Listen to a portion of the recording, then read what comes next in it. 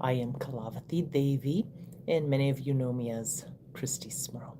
So tonight we are going to be continuing with our exploration of the names and forms of the Holy Mother, Kali Maa, from the Kali Sahasranama.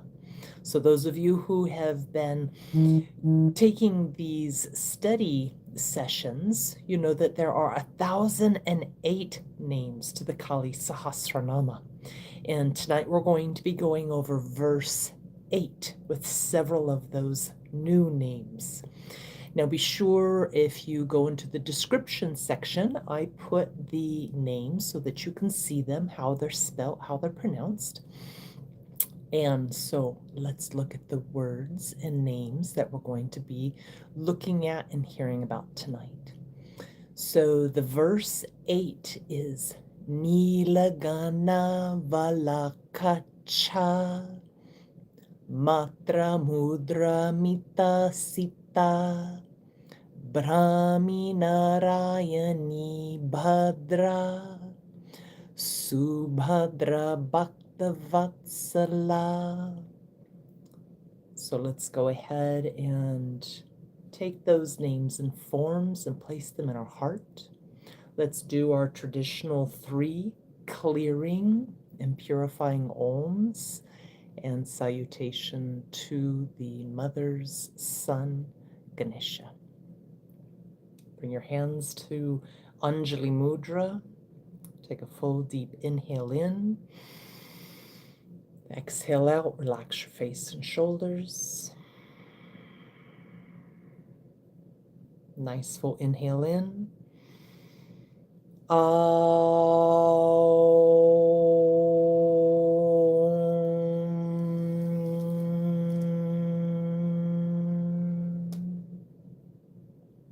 Second time, visualizing golden light surrounding you. Inhale.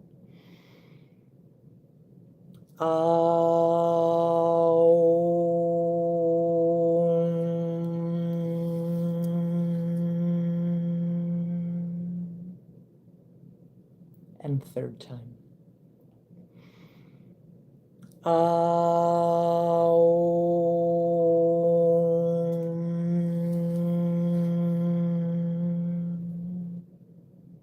Om Gam Ganapataye Namaha. Om Gam Ganapataye Namaha. Om Gam Ganapataye Namaha. Om Gam Ganapataye Namaha. Ekdantaya Vidmahe Vakratundaya Dhimahi Tano Danti Prachodayat. Om Namo Bhagavate Ekadamsraya Hasamukhaya Lambotaraya Uchistamahatmane Om Krom Brim Ge Ge Swaha.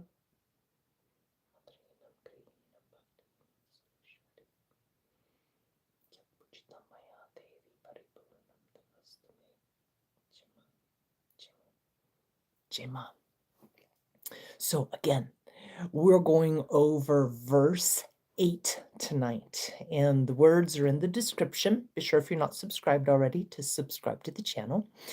And the names that we're going over tonight sound like this. Nīlāghanā valākā mātrā mudrāmitāsitā brāhmī nārāyaṇī bhadrā subhadrā bhaktavatsalā. So let's look at each of those one by one.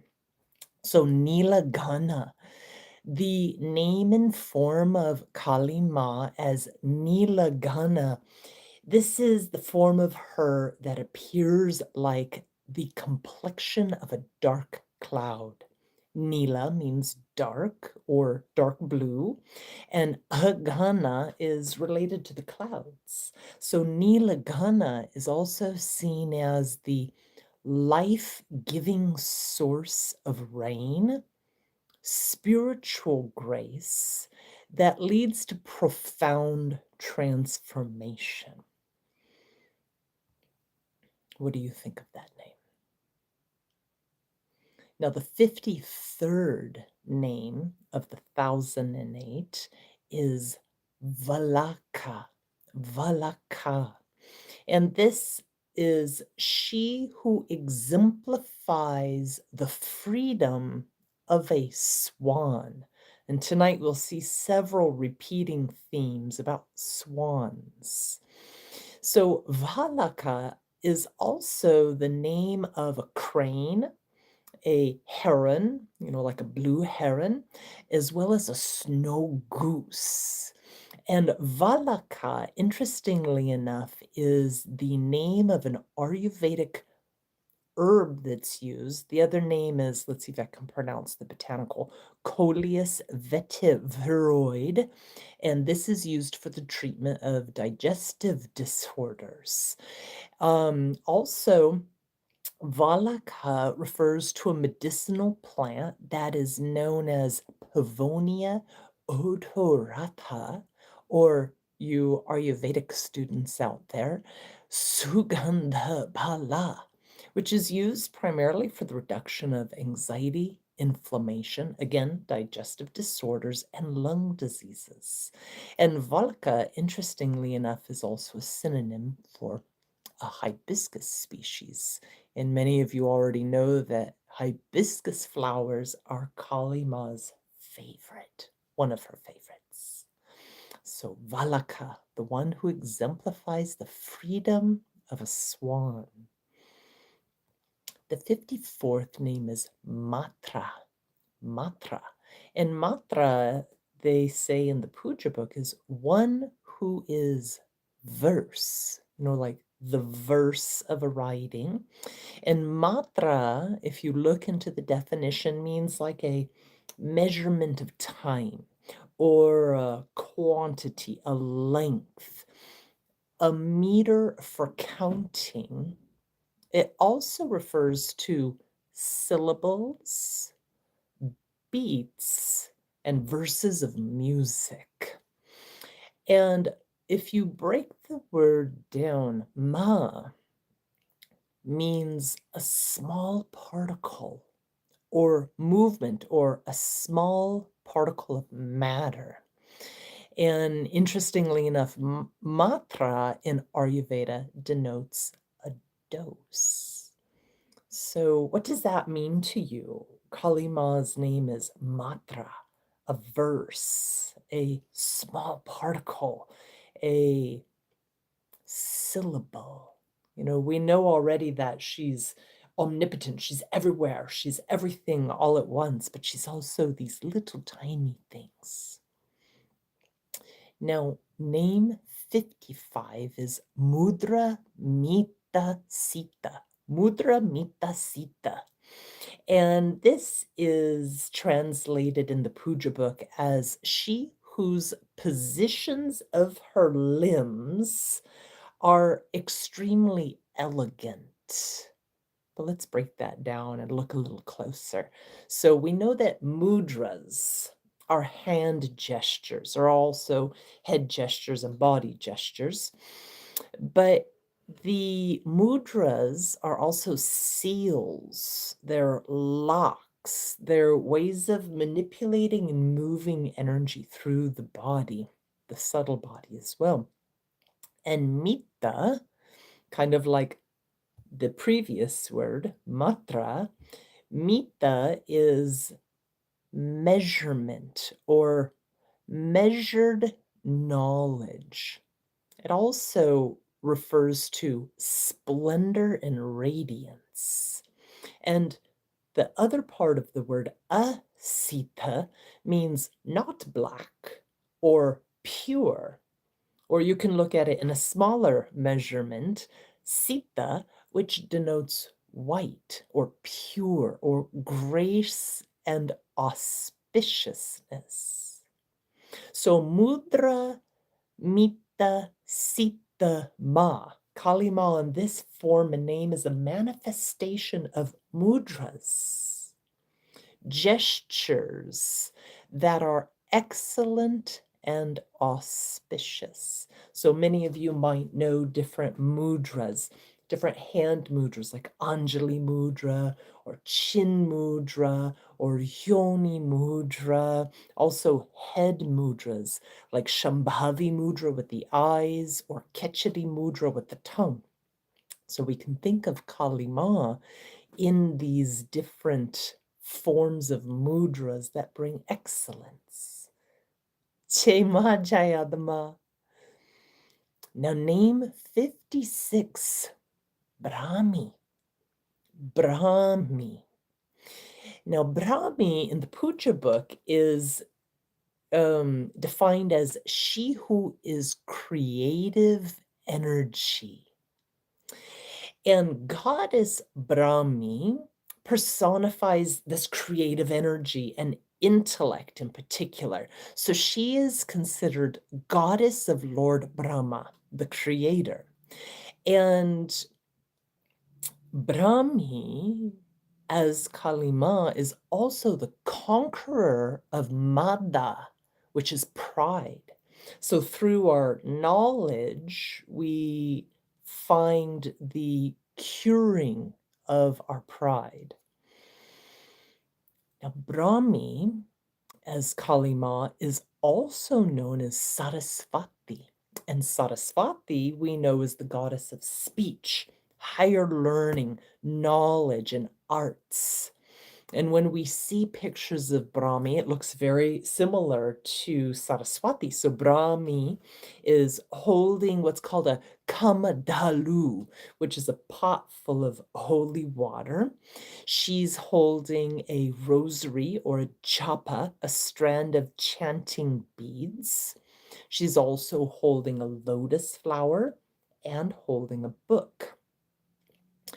When we see Brahmi, she's also holding the mudras Varada and Abhaya, and we've mentioned these in several of our previous meetings. So Varada is having the hand out, granting boons or granting wishes, and Abhaya is the hand being upright, facing out, denoting not to fear, and showing that we receive guidance and showing that there is spiritual protection.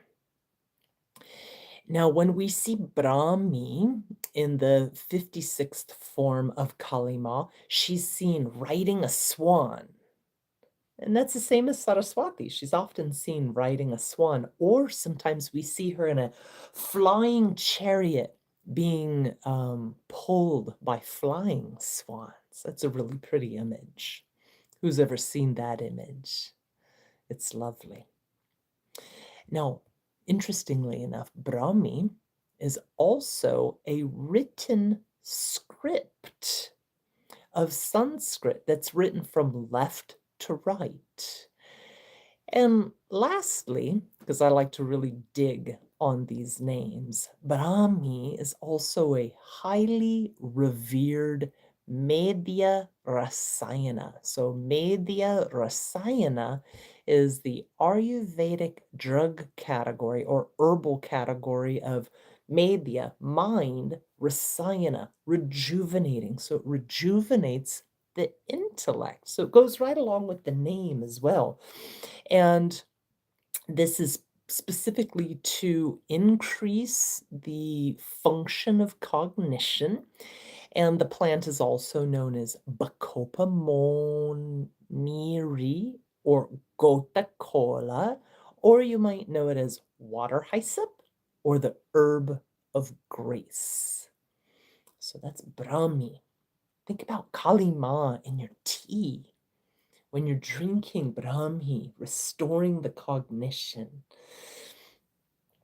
Now, the 57th name, the one that we're going to cover tonight, is Narayani. Narayani. And this is she who is the exposer of consciousness. And goddess Nārāyaṇī is the Shakti of Narayana, Vishnu. And Nārāyaṇī is also known as Lakshmi Nārāyaṇī. And Lakshmi, we know, or Nārāyaṇī, is the goddess of prosperity. So a lot of times you see coins coming out of her hands and lotus flowers, and everything's very auspicious and prosperous. Now, Nārāyaṇī specifically is said to neutralize tamasicness from the mind. So, a lot of times when I talk about gunas, mind gunas, gunas are qualities, so mind qualities. In Ayurveda, there are three: sattva, raja, and tama. So sattva is peaceful, raja is active, outward flowing, and tama is restful and quiet.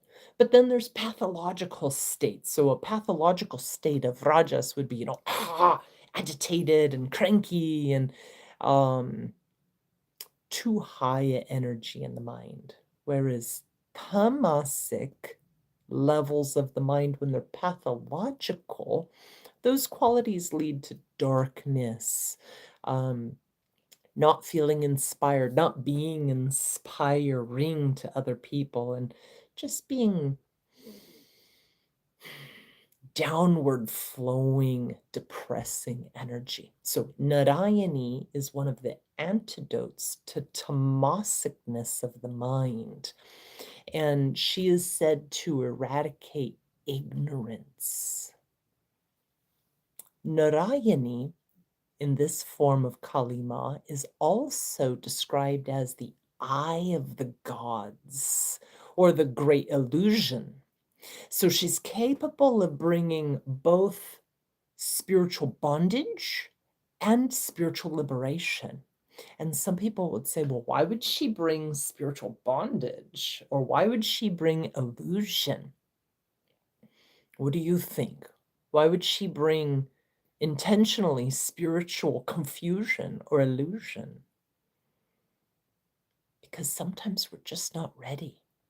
Some of the forms of the mother intentionally bring darkness, confusion, or concealing until that time where we're actually ready to receive the knowledge, when we're ready to receive the benefits of the Kundalini inside, because maybe we're just not ready.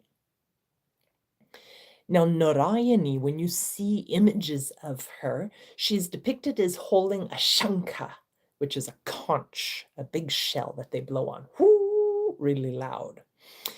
And that's said to bring about the clearance of the akash, the space, and to provoke the balancing of the primordial sound of the universe.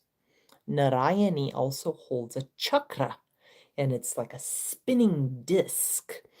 And the chakra disc represents the movement of time and space. So Nārāyaṇī influences time and space elements. Now, Nārāyaṇī also holds a lotus flower. If you see pictures of Lakshmi, she's also holding lotus flowers. And this symbolizes spiritual enlightenment or purity. Now, she's also holding her hand mudra, abhaya, which reminds us not to fear, that we are protected in the spiritual pathway, and that they're giving us guidance. So Nārāyaṇī gives guidance and protection. Now, this is a little bit longer. I might go a little over 30 minutes today. Maybe not. We'll see. So when I was looking into all these names, I wanted to bring as much enrichment in as possible. Not just like this name means that, this name means that. So there's actually something called the Nārāyaṇī Stuti, or Nārāyaṇī Stotam. And that is specifically from the Chandi Path. And there's lots of different versions of it. The one that I have is here. And there's different translations. But inside that book, in chapter 11, Nārāyaṇī is praised and talked about for about a half a chapter, almost a full chapter actually, about her defeat of the asuras. We know asuras are demons, the ones named Sumba and Ni Sumba, and their ferocious army. Now, I wanted to go over a little bit about what that stuti says about the form of Kali Maa named Nārāyaṇī. So I'm just going to read straight from here. It says, "Here she is, declared the goddess who has the form of Lord Shiva, who holds a trident, who adorns herself with a crescent moon and a snake around her neck, who rides a great bull. Here she is, the praised goddess, with a cock and a peacock, who holds a great spear, who is without error. Here she is, the revered goddess who holds a mace," that's to club, "a wheel," the discus, "a conch and bow, who is the form of Lord Vishnu." Good evening, Louis. "Who holds the earth in her front teeth, who is in the form of Varaha, who we know is the boar form of Vishnu. Here she is, the goddess who has the form of Narasimha, who has a horrifying look and is ready to kill the asuras to save us all." It goes on a little further in this stuti. "Here she is, the goddess with a holy crown, who holds aloft the great bhadrā yuddha." Bhadra yuddha is like a lightning bolt. It's the instrument of Indra, who has 1,000 eyes, who killed Vrutra, Asura, and who is in the form of Indra. You can always tell what form if you know the associations, like the trident is Shiva, the thunderbolt is Indra, etc. Here she is, the goddess, in the form of Shiva again, who killed the great army of asuras, who has a horrifying look and a horrifying sound. In other stories we've read, when she roars and laughs, it's enough to like make all the oceans rage and people the asuras run in terror. Here she is, the goddess who has a fearful face because of her teeth. We've talked before about her teeth and that big mouth. Who adorns herself in a garland of skulls, who killed the giant named Munda, who is the goddess Kali.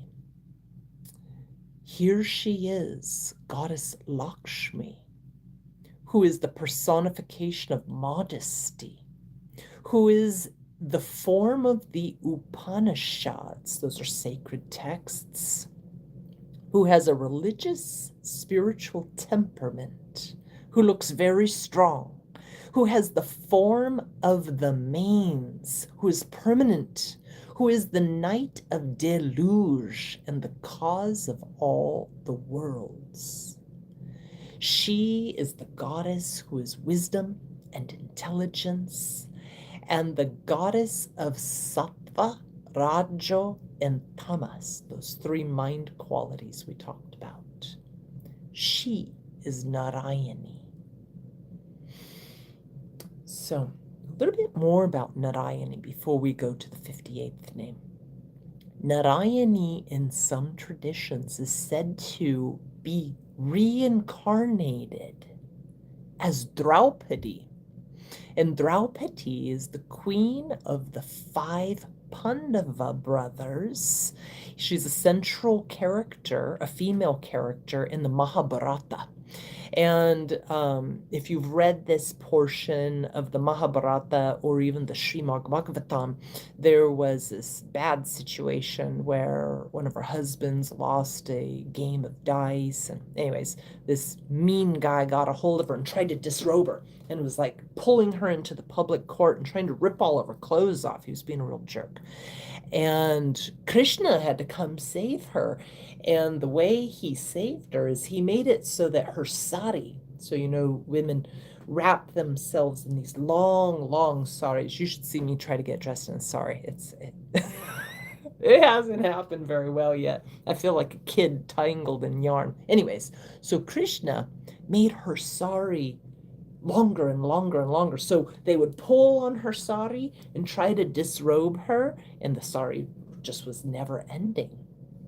So it was still a terrible thing. And what ended up happening is this was such a grave offense that it became one of the catalysts to trigger some of the fuel in the Kurukshetra war.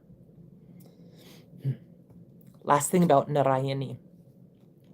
It's also an Ayurvedic medicinal herb. It's a rasayana herb. Remember, rasayana means rejuvenating. And it's also known by the name asparagus resmosus or shatavari. And shatavari is very nourishing and stabilizing to the mind. It brings fertility. It brings vitality, a strong immune system, and again, stabilizes cognition. So we see like a reoccurring theme with all these groups of names. Let's look at name 58. Bhadra. Bhadra means she who is excellent. She's lucky, fortunate, blessed, gracious, auspicious, praiseworthy, or even magical. And this form of Kali Maa, it's interesting, the name Bhadra. So Bhadra is the wife of Kubera, and Kubera is the god of wealth. Now we just saw NARAYANI, Lakshmi, goddess of wealth and prosperity. Bhadra is also a wife of Krishna. And Bhadra is the sister of Shani, the god of Saturn, karma and righteousness. Now, in the Puranic tradition, she's also the daughter of Surya, the sun god, and I don't know if I'm saying that right, Chaya, the goddess of shadows. So the sun and shadows. Bhadra is also a river in India. But in Ayurveda, let's think of Kali Maa in this name and form.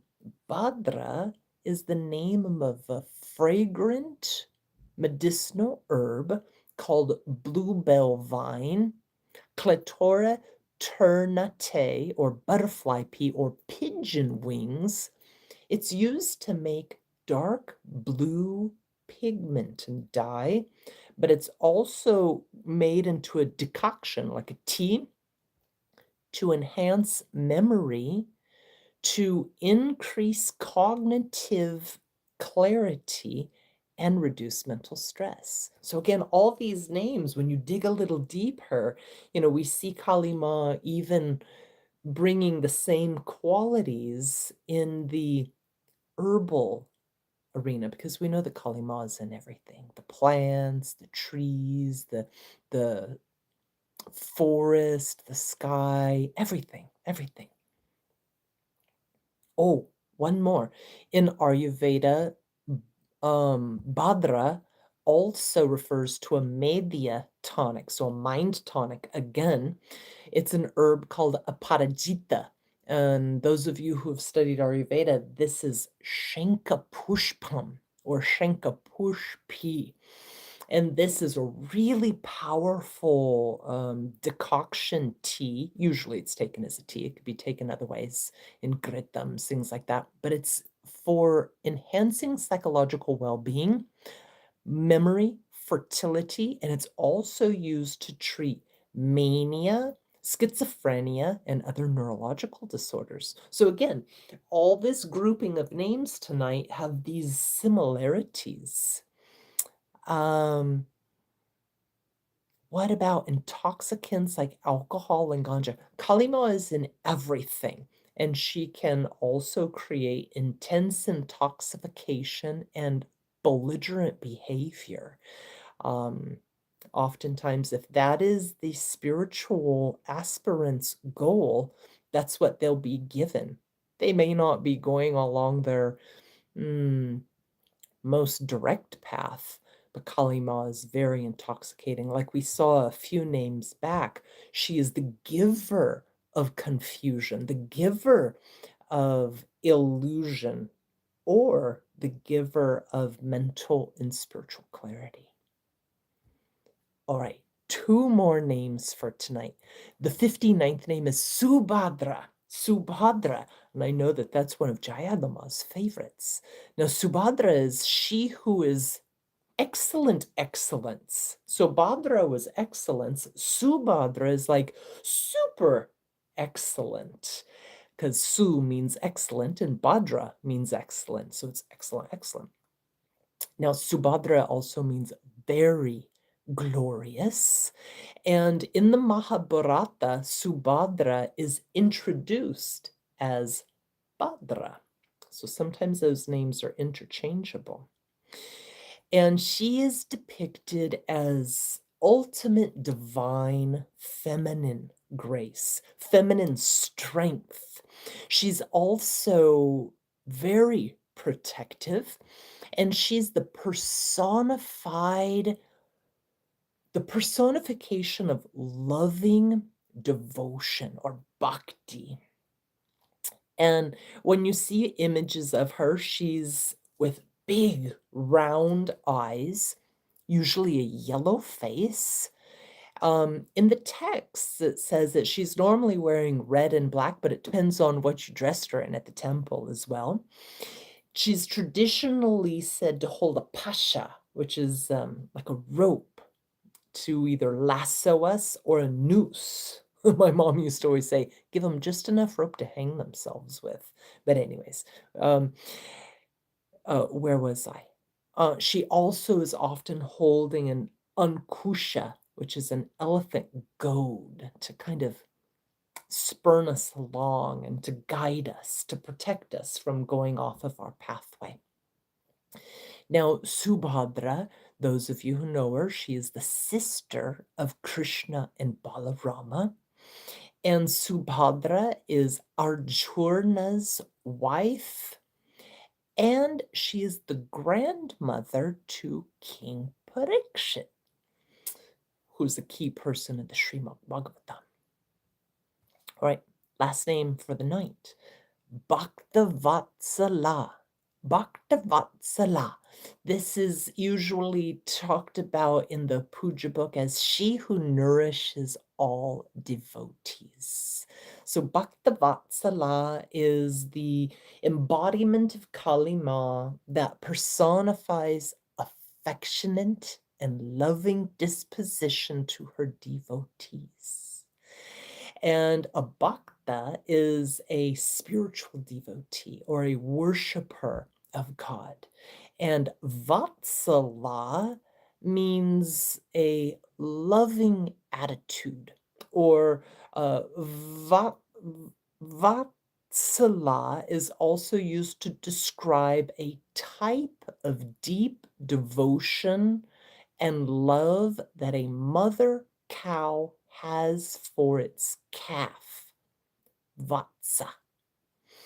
So that's through name 60 now. So our verse for tonight was Nīlāghanā valākā mātrā mudrāmitāsitā brāhmī nārāyaṇī bhadrā subhadrā bhaktavatsalā.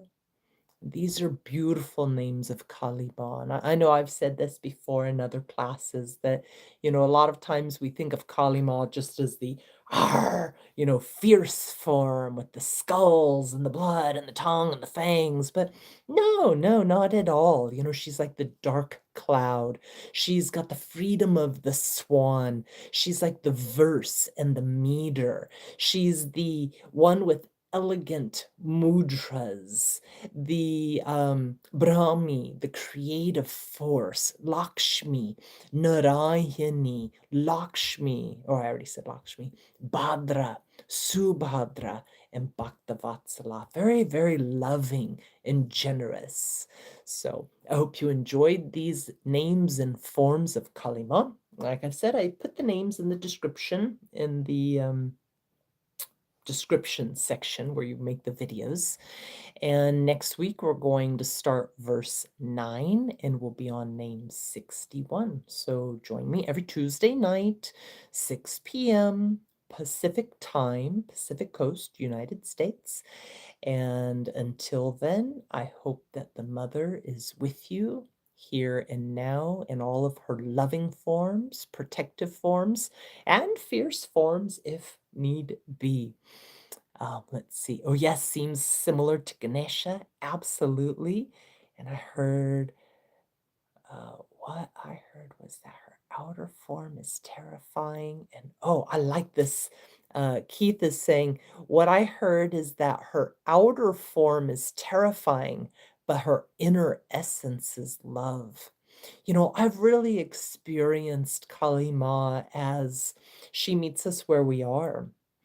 And sometimes it's, very encouraging and artistic and inspiring. And sometimes she puts us into delusion and tamas and sleep and confusion. And sometimes she, is like discipline and very structured. And other times she's just loving and kind and so nourishing.